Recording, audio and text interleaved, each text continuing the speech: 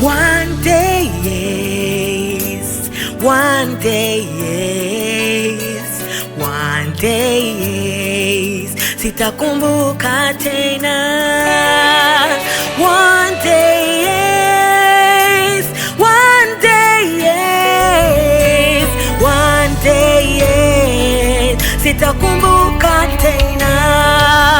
Unavyoniona leo ni kwa kitambo tu, hivi nilivyo leo ni kwa kitambo tu. Ananitengeneza huyu Yesu, ananitengeneza, ananitengeneza huyu Yesu, ananitengeneza. Kesho yangu inakuja, anaiandaa Yesu. Kesho yangu inakuja, anaiandaa Yesu. Sitakumbuka tena, sitakumbuka tena, sitakumbuka tena, sitakumbuka tena, sitakumbuka tena, sitakumbuka tena, sitakumbuka tena, sitakumbuka tena, sitakumbuka tena, sitakumbuka tena, sitakumbuka tena, sitakumbuka tena.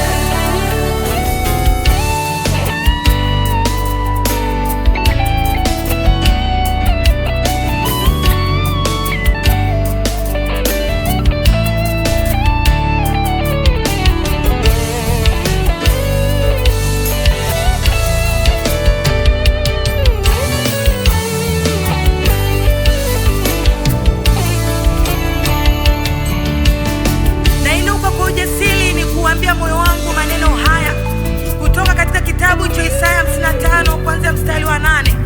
Maana mawazo yangu si mawazo yenu, wala njia zenu si njia zangu, asema Bwana.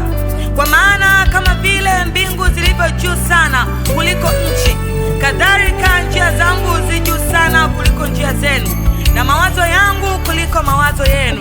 Maana kama vile mvua ishukavyo na theluji kutoka mbinguni, wala hairudi huko, bali huinyeshea ardhi na kuizalisha na kuichipuza, ikampa mtu apandaye mbegu na mtu alaye chakula, ndivyo litakavyokuwa neno langu litokalo katika kinywa changu. Halitanirudia bure, bali litatimiza mapenzi yangu, nalo litafanikiwa katika mambo yale niliyolituma.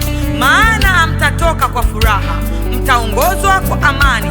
Mbele yenu milima na vilima vitatoa nyimbo, na miti yote ya kondeni itapiga makofi.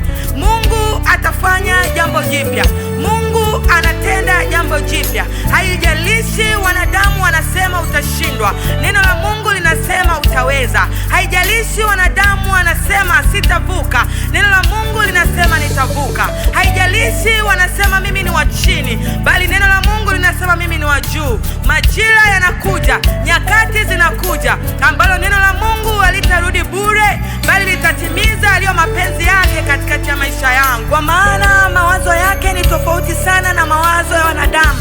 Vile wanavyowaza wanadamu ni tofauti ya wazavyo Mungu kwa habari ya maisha yetu. Sitakumbuka tena.